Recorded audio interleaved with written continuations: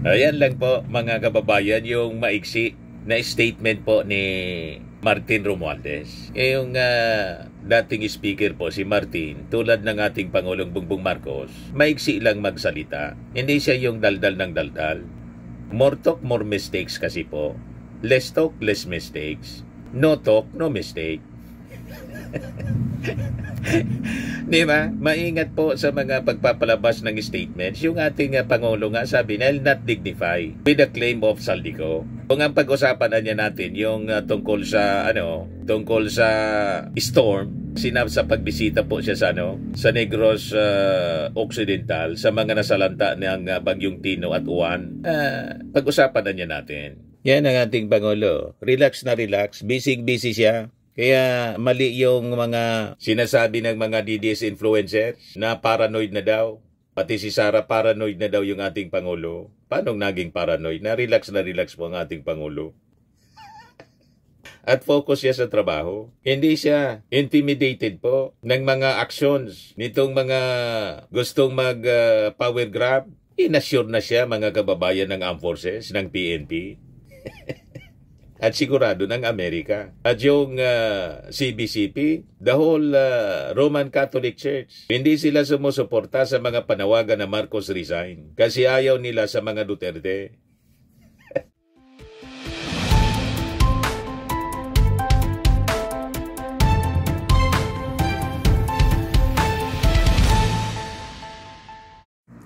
Hello po mga kababayan, si Dante Maravillas. Breaking news ngayon, nag-react na po si Martin Romualdez, onas yung ating Pangulo, nang ma-interview sa Negros Occidental, ang ating Pangulo. Sabi ni PBBM, "I'll not dignify the claim of Saldico." Ayaw patulan ng ating Pangulo. Pero si Martin Romualdez, mga kababayan, nagpaabot na ng statement sa pagkanta. Yan lang sintonado. Yung kanta ni Saldico, mga kababayan, sintonado. Walang matinong pyesa. Wala sa tono. Walang accompaniment. Meaning, walang dokumento. Walang nagko-corroborate. Siya lang.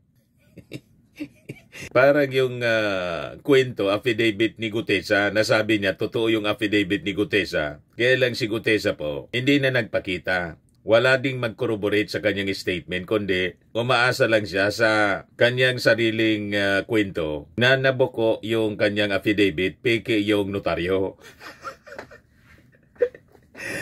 O diba, mga kababayan, butas-butas. O ngayon, ibigay ko sa inyo yung naging statement po ni Martin Romualdez. At mamaya, pag-usapan din natin yung mga butas ng kwento ni Saldico as compared doon sa kwento in-expose po ni Yusek Bernardo ng DPWH. So, ikukumpara natin alin yung credible. Yung kwento po ni Martin, ni Saldico o kwento ni Yusek Bernardo.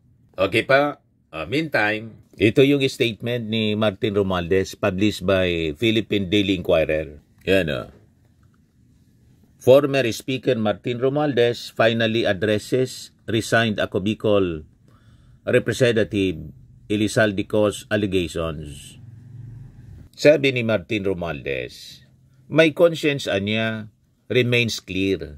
Throughout this inquiry, no public official, contractor, or witness has pointed to any wrongdoing on my part. I do not wish to comment on the recent statements and allegations made by former Representative Saldico because these were not made under oath and do not hold water in the court of law. I continue to trust the ICI, the DOJ, and the Ombudsman to evaluate all statements fairly and strictly on the basis of evidence. I remain ready to cooperate with any lawful process, and I am confident that the truth will emerge through the proper institutions." Ayan lang po mga kababayan yung maiksi na statement po ni Martin Romualdez. Yung dating speaker po si Martin, tulad ng ating Pangulong Bongbong Marcos, maiksi lang magsalita. Hindi siya yung daldal ng daldal. More talk, more mistakes kasi po. Less talk, less mistakes. no talk, no mistake.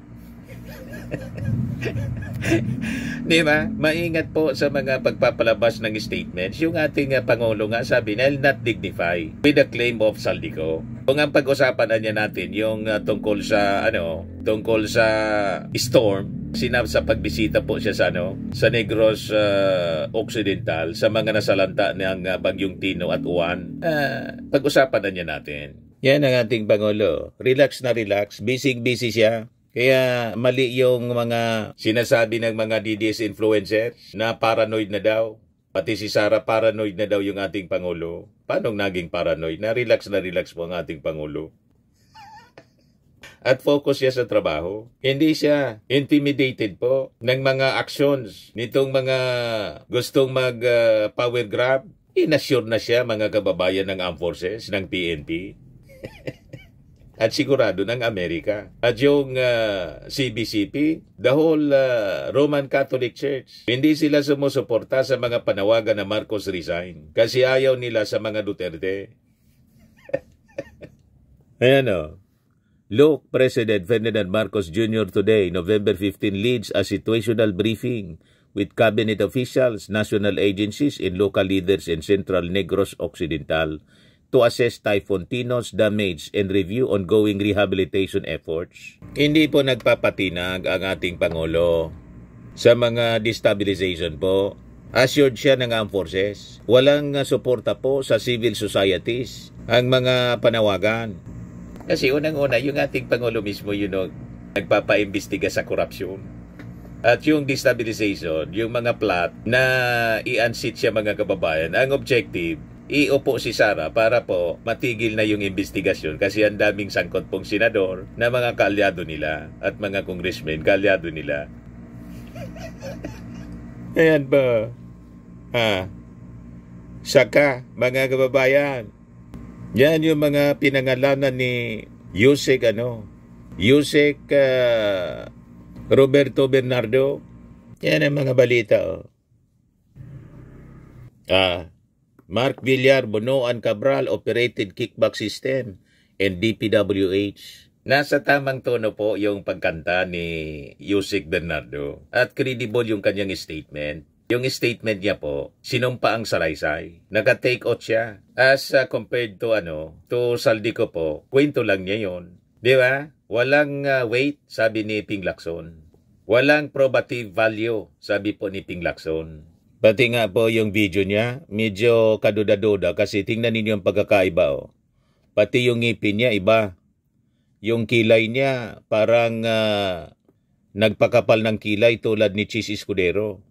At syempre, nangayayat siya mga kababayan sa sobrang problema. Pero pinagdududahan nga po ng ilan na baka AI yung video. Diba? Mga kababayan, di pa sigurado. Ini-evaluate pa po. Kaya ayaw patulan ng ating Pangulo. Ayaw i-dignify yung claim. Mga aligasyon po ni Saldico. So ang DPWH insertion po ay nasa tunong kanta ni dating DPWH Yusek Bernardo. Yun ang kapanipaniwala po. Dawit po sina dating DPWH Secretary Bonoan, si Yusek Cabral, at saka si dating DPWH Secretary panahon ni Digong na si Mark Villar na incumbent senator ngayon. Tulad ng napanood po ninyo sa hearing ng Senado, Senate Blue Ribbon Committee, si Bernardo po ang kompletong naglatag ng sistema ng korupsyon sa DPWH. May detalye, may figures kung magkano yung mga tinanggap na kickbacks ng mga senador, may years kung kailan po nangyari. May pangalan at may sariling pag-amin ng kanyang personal na pagkakasangkot. Inamin niya mismo sa kanyang testimony. Pero si Saldi po, ang sabi, wala niya akong tinanggap doon sa 25 billion na diniliver ko kay PBBM. Wala niya akong tinanggap doon. Zero. Naniwala kayo po, mga kababayan? Yan sabi niya. Sabi dito sa report ng Bandera. Saldico, ginit, walang nakurakot. Hinamon si Rimulya, investigate PBBM, Romualdez. Nag-deliver daw siya personal, 25 billion. Ngayon sabi ni Saldico. Walang perang napunta sa akin. Lahat ng insertion napunta sa ating Pangulo at Speaker Martin Romualdez. So lalong naging unbelievable yung kwento tuloy niya dahil sa ganyang claim niya, mga kababayan. O, di ba? Si Yusek Bernardo may pag-amin. So hindi siya lang nagkwento, kundi nag-confess siya, mga kababayan. Ikinumpisal niya. Ang kanyang confession sumabog matapos niyang idetalye, mga kababayan, kung paano sina Bunuan, si Yossi Cabral, at ilang mga senador ang nasa likod ng isa sa pinakamalaking racket or insertion na racket, mga kababayan, sa DPWH. Si Bernardo, mga kababayan, ang nagbigay ng pinakang mabigat, pinakakompleto, pinakakomprehensibo na expose po laban doon sa mga tunay na utak ng insertion mafia. Yan ang katotohanan dyan, mga kababayan. So makikita natin sa lahat ng witnesses doon po sa Blue Ribbon, iisa lang po ang consistent. May documentation, may specific amounts. At may mga taong tinuturo. At siya po ay si Bernardo. Credible witness po. Hindi kino-coach tulad ni Gutesa na mas familiar pa si Marcoleta sa affidavit ni Gutesa kaysa sa mismong witness niya. Di ba po? Kompleto ang taon, kompleto ang figures na kanyang binabanggit, at kompleto po ang chain of command. Sino yung mga tumanggap ng kickbacks? Pinangalanan niya po.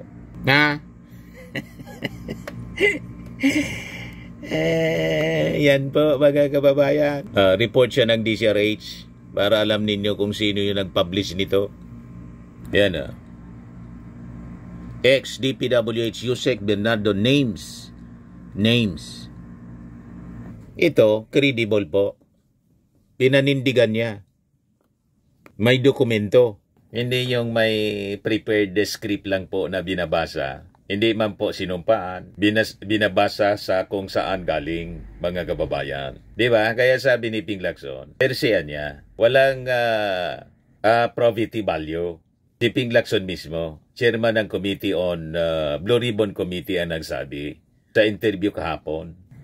At higit sa lahat, mga kababayan, humaharap siya. Matapang na humaharap sa investigasyon. Kaya ang challenge po kay Saldico ng CBCP, pati po ng Palasyo Malacanang at ng Ombudsman. Umuwi si Saldico, ready siyang proteksyonan po ni Ombudsman na Rimulya. Yung kanyang security, igigarantiya po para mag-execute siya ng kanyang statement na sinumpaan po. Ganon. So makikita ninyo po dito sa expose number 1 ni Yusek Bernardo sa budget insertions mismo ang ugat ng korupsyon at sinabunuan at Cabral ang ilan sa mga nasa tuktok ng operasyon. Detalyado po na sinabi ni Yusek Bernardo, si Cabral ang may total influence in authority sa pagbuo ng NEP para sa DPWH. Siya yung nakipag-meeting sa mga mambabatas para itanong ano ang gusto ninyong project na i-insert.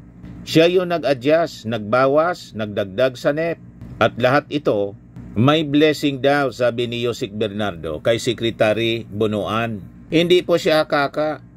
Hindi narinig ko lang.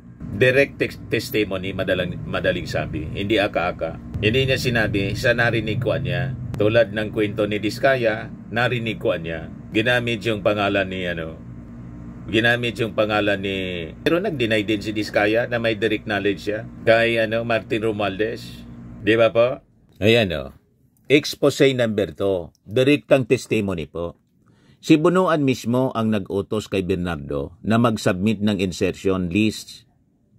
3 taon, 3 beses, 3 malalaking halaga. Noong 2023, NEP 450 million. Noong 2024 NEP, 150 million. Noong 2025 NEP, 900 million. So hindi po invento, naka-breakdown po. At may taon, specific siya. Nakalista, naka-project list. Madaling sabi, mga kababayan. Di ba? Makikita ninyo ang pagkakaiba sa kwento ni Saldi saka sa kwento ni Yusek Bernardo. Sa kwento po ni Saldi, generalization at ang daming butas, sabi ko nga po, mas malaki pa yung butas sa butas ng ilong ko.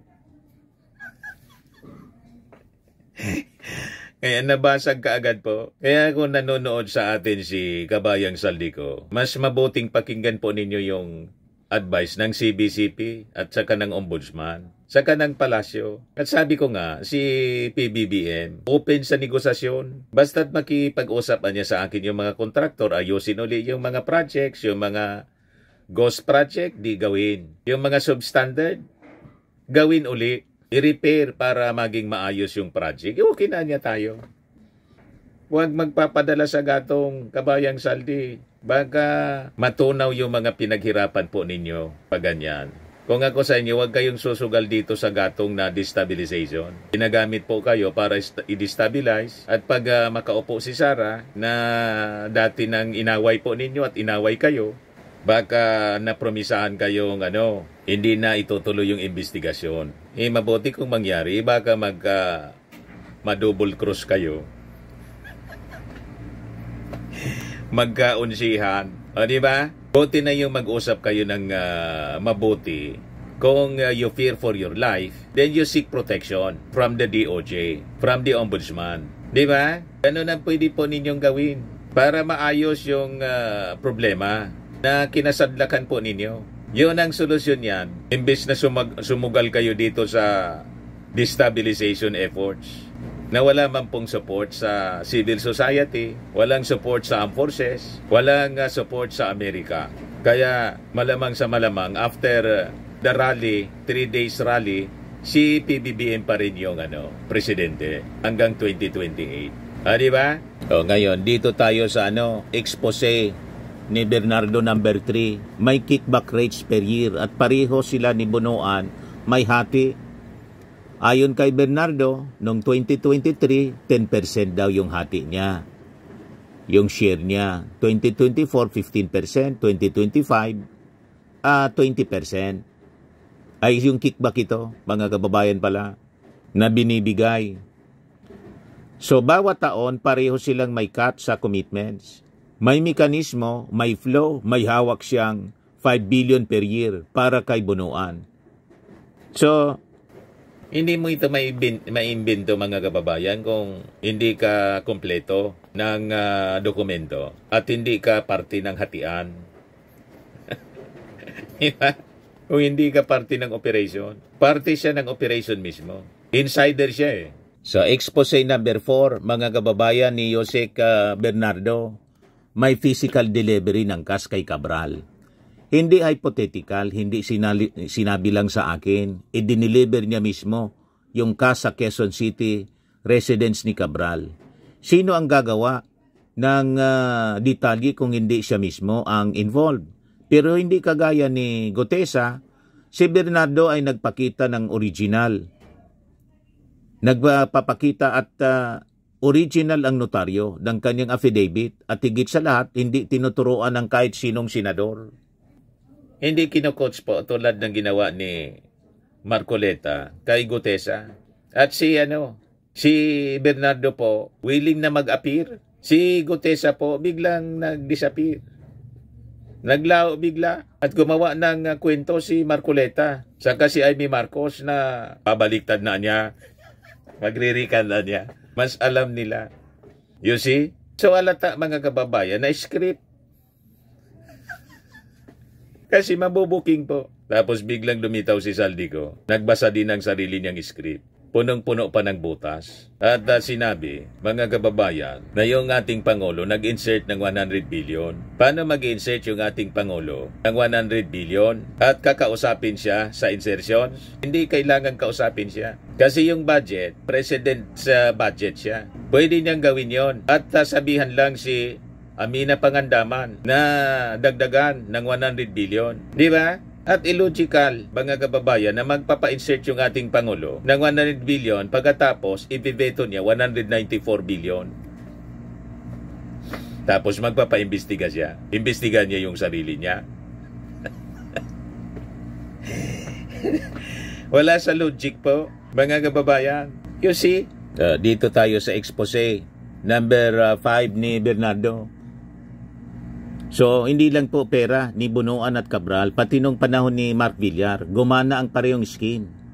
Ayon sa kwento ni, sa affidavit ni Bernardo, 10% ang komisyon, 15% napunta kay Villar, via kasi na si Carlo Aguilar, 25% kay Cabral, 25% kay Bernardo. So, consistent siya, ang pattern. Consistent din yung mga players. Consistent yung modus. Kaya kapanipaniwala yung naging expose sa Senado ni Bernardo. Si Gutesa po, kamot ulo.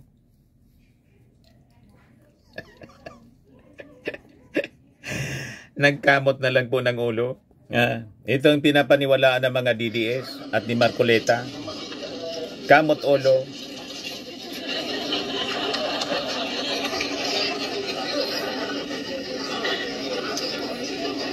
Ano ba? Ito daw ang credible witness. Kung ano niya yung nakasulat, yun ang babasahin mo. Paragraph 20. Walang nagko-coach mga kababayan kay Bernardo. Alam niya kasi may personal knowledge siya. Expose number 6. Sa lahat ng nabanggit silang ang witness na umamin sa sarili niyang kasalanan. Hindi gaya ni Saldico na puro kwento, narinig, may nag-utos, pero zero proof, zero paper trail, zero witness. Si Bernardo po inamin ang sariling pakinabang, inamin ang role, inamin ang cash deliveries. Kung naglalakad ang katotohanan, mukha ni Bernardo ang makikita natin. Tama pa, mga kababayan. So makikita ninyo, ang lalim kasi po ng detalyeng nalalaman po ni Bernardo. Kaya sa tingin lang natin, yun ang dahilan kung bakit nilabas nila si Saldico. Para ma-distract yung atensyon ng mga tao. Tapos, siyempre, sa tingin natin, gatong para sa destabilization. Kung may maniwala sa kwento, paano yan? Walang maniwala po Other than, siyempre, yung mga DDS, sila naniniwala sa sarili nilang kasinungalingan po. Kasi parte sila sa gustong pagtakpan itong mga totoong sangkot sa anomalya. Kasi itong mga totoong sangkot sa anomalya po sa flood control, mga kaalyado nila ang karamihan, mga senador, congressmen, DPWH officials. Nakita ninyo, mga kababayan? So, wag natin po ngayaan matabunan. Cover up po ang ginagawa nila. Wag tayong padidistract. Itutok natin ang atensyon doon sa investigasyon ni Ping Lacson. Kasi si Ping Lacson po matino bilang chairman committee ng Blue Ribbon. Sisiguruhin na Ping Lacson lalabas ang totoo at mananagot ang dapat ng managot. Ang plot nila mga kababayan, isulong ang people power para pagtakpan ng korupsyon na nabulgar po. Flood control scandal na binulgar ng ating Pangulong Bongbong Marcos mismo po. At gusto nila baliktarin, bultahan mga kababayan yung ating Pangulong Bongbong. At sabi nga natin, malamang sa malamang, ang nagpupundo nitong destabilization, itong mga sabit po sa korupsyon para tuloy ang korupsyon. Di ba pa? Malinaw ang script.